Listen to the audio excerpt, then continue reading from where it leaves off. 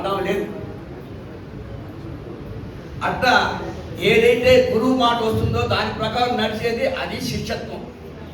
అది ఎట్టుకునివా ఒరే శిష్య ఈపన గుద్దరా అన్నాడు. ఈపునికి వచ్చి గురువు ఈపన గుద్ద కాకపోతే నీ మొహమా అంటాడు ఆ శిష్యుడు. ఇటువంటి శిష్యుడు ఉంటే ఏం ప్రయోజనం చూసారా? కాబట్టి గురువు యొక్క భావనను బట్టి నడిచేది ఏదైతే ఉందో అది శిష్యత్వము. గురువు చెప్తేనే శిష్యుడికి అర్థమవుతుంది అనేట్టుగైతే మొట్టమొదటి ఆది గురువుకి ఎవరు చెప్పారు? ఆయన గురువు లేదే. మొట్టమొదటి ఆది గురువు దక్షిణామూర్తి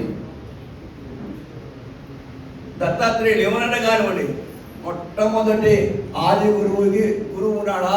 లేదు. అందుకే ఆయన ఆది గురువు అయినాడు. మొట్టమొదటి ఆయనకి ఎవరు చెప్పేవాడు లేకుండా ఆయన గురువు ఎట్టయినాడు. ఆయనకి విషయాలు ఎట్లా తెలిసినాయి? అది నిజమైన సాధన అంటే. అంటే ఆత్మవత్ సర్వభూతాన్ని మొట్టమొదట ఆయనకి తనలో ఏదైతే చైతన్యం ఉందో అదే ఆయనకి చెప్పింది. ఆ శరీరంలో ఏ చైతన్యం అయితే ఉందో అది చెప్పినట్టుగా ఈ శరీరం నడుస్తుంది. శరీరము జడము, దీనిలో ఆ చైతన్యం, దాని పేరే ప్రజ్ఞానం బ్రహ్మ. అవునా? కాబట్టి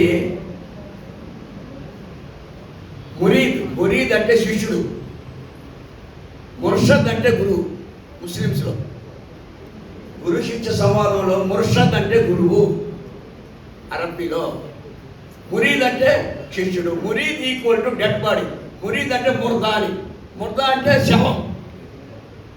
గురువు ఏం చెప్తాడో శిష్యుడు ఆ విధంగా చేయడమే. శవంలాగా అడ్డం మాట్లాడకుండా చేస్తాడు. అది శిష్యత్వం. అంటే లోపల ఉండే చైతన్యం గురువు, అది చెప్పినట్టే నడిచే శరీరము శిష్యుడు అన్నమాట. ఇప్పుడు గురువు వేరు శిష్యుడు వేరా? చెప్పాలా? లోపలే గురువు ఉన్నాడు, అది చెప్పినట్టుగా ఈ శవం లాంటి యొక్క జడమైనటువంటి శరీరము శిష్యుడు. అంటే శిష్యుడు గురువు ఇద్దరు ఏకరూపులే ఉన్నారన్నమాట. అభిన్నులుగా ఉన్నారు. ఒకే రూపాయికి రెండు రూపాలు, అచ్చు వేరు బొమ్మ వేరు, అయినా కాయిన్ ఒకటే, వన్ అండ్ సేమ్. కాబట్టి గురువే శిష్యుడు ఆయే, శిష్యుడే గురువు ఆయే. గురు శిష్యుడిద్దరికి గురు తొక్కటాయే అన్నాడు. గురు తిరిగి చెప్పేటు గురుడు అవ్వడం లేడు. వాడి కానీ అర్థమైందంటే నోరు తెరవడు. ఆంజనేయ స్వామి పెద్దవాడు అంటే చిన్నోడు, సొరస నోట్లో పోయి చేసినాడు. వాడు చిన్నోడు అని చెప్తే ఆకాశానికి ఎగిరినాడు పెద్దోడు. కాబట్టి ఆయన తక్కువ తెలిసిన వాడు ఆంజనేయ స్వామి చిన్నోడు పెద్దోడు చెప్పడం మనం గమ్మనం. గోడ మీద పిల్లి అన్నమాట. అంతేందుకు ఆది శంకరాచార్యుడు ఇదమెత్తం ఇది ఇట్లా అని ఖరారుగా చెప్పలే ఆయన. అది కూడా ఇది కూడా విభూతి యోగంలో ద్వంద్వ సమాసము నేనన్నాడు కృష్ణ పరమాత్మ. ద్వంద్వం అంటే ఏమనే? అది నేనే ఇది నేనే, అది నేను కాదు ఇది నేను కాదు. ఉల్టా పల్టీ చేస్తాడు. నువ్వు ఎట్ట ఆడిస్తావో నేను అట్ట ఓడిస్తాను అని ఒక సినిమా పాట ఉన్నది. అట్లా ఆ జగత్ అనేది మహా అవతార పురుషులకే అనుకూలంగా లే. మనం ఎంతంటే ఏడు కడుపులో గసగసాలకి. కాబట్టి మనం ఎంత జాగ్రత్తగా ఉండాలి. కాబట్టి గురువు శరీరంలో ఉండే గురువుని ఉపాసన చేశాడు అర్జునుడు. గురువు అనే ద్రోణాచార్యుడు తలకాయ తీసేవతల పారేశాడు. తనలో ఉండే గురువును వదిలేసి ఈ కనబడే గురువు ద్రోణాచార్యుడు దృశ్యం తద్ నశ్యం, కనబడేదంతా నశించబడేటటువంటిది. కాబట్టి కనబడే ద్రోణాచార్యుడైన గురువుని ఎప్పుడు గురువుగా అనుకున్నాడో లోపల ఉండే గురువును వదిలేసి ఏడు పోగొట్టుకున్నాడు ఏకలవ్యుడు. అంటే గురువు అంటే ఏమిటో మీకు అర్థమైందా? ఇప్పుడు ఈ అసలు జగద్గురు అంటే అర్థమేమండి? కృష్ణం వందే జగద్గురు అన్నారు. మనం బాబా గారికి ఏమన్నా అఖండ అనంత కోటి బ్రహ్మాండ నాయక, ఇవన్నీ లక్షణాలు. రాజాదిరాజ యోగిరాజ పరబ్రహ్మ శ్రీమద్ సచ్చిత్ ఆనంద సచ్చిదానంద సాయి నాథ్ మహారాజ్కి జై. సాయి మహారాజ్కి జై అన్నా మనం. సాయి నాథ్, సాయికి నాథుడు ఎవరు? ఆయనే చెప్పాడు అల్లా మాలిక్ అల్లా మాలిక్. నీ నాదుడు ఎవరని మా శ్రీమతిని అడిగితే ఎవరి పేరు చెప్తుందండి? అక్బర్ బాదుషా అని చెప్తుంది. ఎందుకు? ఆయన భర్త నేను. కాబట్టి సాయికి నాదుడు ఎవరు? సాయి బాబానే. సాయి నాదుడు, అల్లా మాలిక్ అని ఆయనకి జై అంటూ ఉంటే మనం ఎవరికి జై అంటున్నాం చెప్పండి? అందుకే ఉత్తమం తత్వచింతంచ, మధ్యమం శాస్త్ర చింతనం, అగమం మంత్ర చింతంచ, అక్షణం అగమాగమం అన్నాడు. మరి మీరు ఎక్కడున్నారో చూసుకోండి.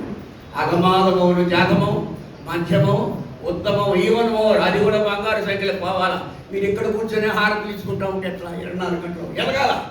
మా అబ్బాయిని ఎల్కేజీలో చేర్పించి 12 సంవత్సరాలు అయిందండి. అక్కడే ఉన్నాడండి అంటే పెద్ద గొప్ప మైనస్ పాయింట్. నీ మోకాళ్ళు నొప్పులు వచ్చింది, వ్యాకరేశ్వరి దగ్గర పోయి మోకాళ్ళు రిపేర్ చేసుకోవాలి, లేకపోతే పోతావు అంతే. జడ్జన్ అక్కడ తేడాలి. కాబట్టి ఎల్కేజీ నుంచి యూకేజీ, 1వ తరగతి 2వ తరగతి ఎదగాల. 1వ తరగతి సరస్వతే, 2వ తరగతి సరస్వతే, పిహెచ్డీ కూడా సరస్వతే. ఆధ్యాత్మికతలో కూడా స్టేజెస్ ఉన్నాయి చూసారా? కాబట్టి మనం ఎప్పుడు కూడా బ్రహ్మతత్వం, గురుత్వం అంటే ఏమిటి? గురువుకు పై స్థాయి లేదు. ఉపాధ్యాయుడు అంటే ఏమని? అధ్యయనం అంటే చదవడం. బాగా వినండి, అధ్యయనం అంటే చదవడము, దానికి చదవడానికి దగ్గర అంటే బాగా చదువుకు దగ్గరైన వాడు ఉపాధ్యాయుడు. ప్రధాన ఉపాధ్యాయుడు అంటే చదువుల్లో కొంచెం పై స్థాయి ఉన్నవాడు ప్రధాన ఉపాధ్యాయుడు. అట్లాగే మహోపాధ్యాయ, మహామహోపాధ్యాయ, చటోపాధ్యాయ, మహాచటోపాధ్యాయ, సన్యాసి, ఋషి, తాత్వికుడు, బ్రహ్మర్షి, రాజర్షి, ఇట్లా పేర్లు చెప్పుకుంటా పోతే పైన గురువు అనే పదానికి పై పదం లేదు. ఈ ఉపాధ్యాయుడిని పట్టుకుని గురువు అనుకుంటే ఎట్లా? ఒక ఆఫీసుకు పోయినావు, నేను మల్లికా వల్లభ, నేను ఒక జవాన్ని పట్టుకొని ఈయన ఆఫీసర్ అని చెప్తే ఆయనకి ఆఫీసర్ తెలిసి ఎవరైంది ఒప్పుకుంటారా? మీరా జవాన్ని నేను ఆఫీసర్ అని ఒప్పుకుంటారా? అట్లా ఒక బోధకుడిని పట్టుకొని, ఒక పీఠాధిపతిని పట్టుకొని, ఒక సన్యాసిని పట్టుకొని, ఒక ఉపన్యాసకుడిని పట్టుకొని మీరు గురువు అంటే ఎట్లా? ఎంత అజ్ఞానం! గురువుకు లక్షణాలు ఉంది, శ్లోకం ఉంది. ఇంతకుముందు ఆయన చెప్పింది శ్లోకం. గురుర్ బ్రహ్మ గురుర్ విష్ణు గురుదేవో మహేశ్వర గురు సాక్షాత్ పరబ్రహ్మ తస్మై శ్రీ. ఏం దాని అర్థం? ఏమంటే గురువే బ్రహ్మ, గురువే విష్ణు. అదే అది శ్లోకంలో చెప్పుకుంటావు కదా, దాని అర్థం చెప్పుకుంటారు. వాటి లోపల పోయి తెలుసుకొని ఏడిస్తే కదా. లక్షణ ప్రమాణాభ్యాం వస్తు సిద్ధి నటు ప్రతిజ్ఞా మాత్రేనా. నేను రాజునంటే నేను చెప్పిందని జరగలేదనుకో, వీడు ఒక పగటి వేషగాడు, కనుమంది గుప్పను తెచ్చిన పగటి వేషగాడు. రాజు కంటే గొప్పగా ఉంది డ్రెస్సు, కానీ వాడు చెప్పింది ఏది జరగదు. పగటి వేషగాడు కాబట్టి రాజు వాడు కుంటోడు వేషం వేసుకున్నా, కుంటోడుగా వచ్చినా, మూగోడుగా వచ్చినా వాడు చెప్పింది జరగదు. కాబట్టి లక్షణాలు ఉండాలి. ప్రతి వస్తువుకి ఒక లక్షణం ఉంది. లక్షణం లేనటువంటి వస్తువు లేదు. అక్బర్ బాషాకు ఒక లక్షణం, రమణమూర్తికి ఒక లక్షణం, రజనీ కుమార్కి ఒక లక్షణం, మల్లికాబాబు, ఒక్కొక్కరికి ఒక్కొక్క లక్షణాలు ఉన్నాయండి. లక్షణ ప్రమాణాభ్యాం వస్తు సిద్ధి నదు ప్రతిజ్ఞా మాత్రమేనని షడ్దర్శనాల్లో ఒక సూత్రం ఉంది. కాబట్టి బ్రహ్మ, గురుర్ బ్రహ్మ, గురువే బ్రహ్మ అన్నాడు. బ్రహ్మ లక్షణం ఏంటి? సృష్టించాలి. ఈ గురువు అనేవాడు ఏదైనా సృష్టించినా, ఇప్పుడు ఒక ఎలక్కాయ సృష్టించమని అడగం, వాడి వల్ల అవుతుందా? బ్రహ్మ సృష్టిస్తాడు. కాబట్టి బ్రహ్మ లక్షణం సృష్టించడం. కాబట్టి గురువు ఏదైనా సృష్టించగలడు, వాడు గురువు. అదేవిధంగా గురువు విష్ణువు, ఆడు స్థితి పోషకుడు, తిమ్మిని తిమ్మి చేస్తాడు విష్ణువు. ఈ గురువు అనబడే ఈనాటి గురువులు ఆ విధంగా అనుకున్నట్టుగా మార్చగలరా? గురు బ్రహ్మ గురుదేవో మహేశ్వర, లయకారుడు, సస్తవరా అంటే అయిపోతాడు, ఫినిష్. దీని గురించి చాలా చెప్పాలంటే సాయంత్రం వరకు చెప్పచ్చు. విరాట్ పోతులూరి వీరబ్రహ్మేంద్ర స్వామి, సిద్ధయ్య గారు దీంట్లో జరిగి ఉన్నాయి చాలా. కాబట్టి ఆ మాటే మంత్రము. ఈ మొత్తం గురువే. గురు మధ్య స్థితం సర్వం, సర్వ మధ్య స్థితో గురువు. గురుడు సర్వం, గురు సర్వం నచాన్యోస్తి తస్మై శ్రీ గురువే నమః. మంత్రమూలం గురువు వాక్యం, ఆయన మాట మంత్రంలాగా పనిచేస్తుంది. అది గురువు అంటే. అసలు గురువు అంటే గుణరహితుడు, రు అంటే రూపరహితుడు, ఊ అంటే ఉపాధి రహితుడు. అన్ని గుణాలు ఉంటాయి గురువులో. ఇది ఉంది అది లేదని కాదు, అన్ని రూపాలు ఉంటాయి గురువులో. ఈ రూపం ఒకటేనే కాదు, షిర్డీ సాయిబాబా చెప్పంటే ఇది ఒకటే కాదురా ఉపాధి. ఈ శరీరం ఒకటే కాదు గురువుకి, ఎన్నో ఉన్నాయి. ఇక్కడ ఉంటాడు, ఎక్కడెక్కడ ఉంటాడు. 1000 ఆవడలకు అవతలు ఉన్నా కూడా నేను నా పిచ్చుకను కాలికి దారం కట్టి నా ఇట్లా అవుతానన్నాడే. ఇక్కడ ఉన్నట్ట అక్కడ ఉన్నట్ట. కాబట్టి బ్రహ్మదేవుల్లో గురువు ఉన్నాడు, విష్ణువులో లోపల గురువు ఉన్నాడు. గురువు లేకపోతే ఈ విష్ణువు అనే శరీరము ఆ శవమే. శివుడు అనే శరీరంలో గురువు ఉన్నాడు. ఆ గురువు కోపగిస్తే ఈ త్రిమూర్తులు కూడా ఏం చేయలేరు. ఈ త్రిమూర్తులు కనుక కోపపడితే ఆ లోపల ఉండే గురువు కాపాడతాడు. కాబట్టి అందుకే గురువు సాక్షాత్ పరబ్రహ్మ అన్నాడు.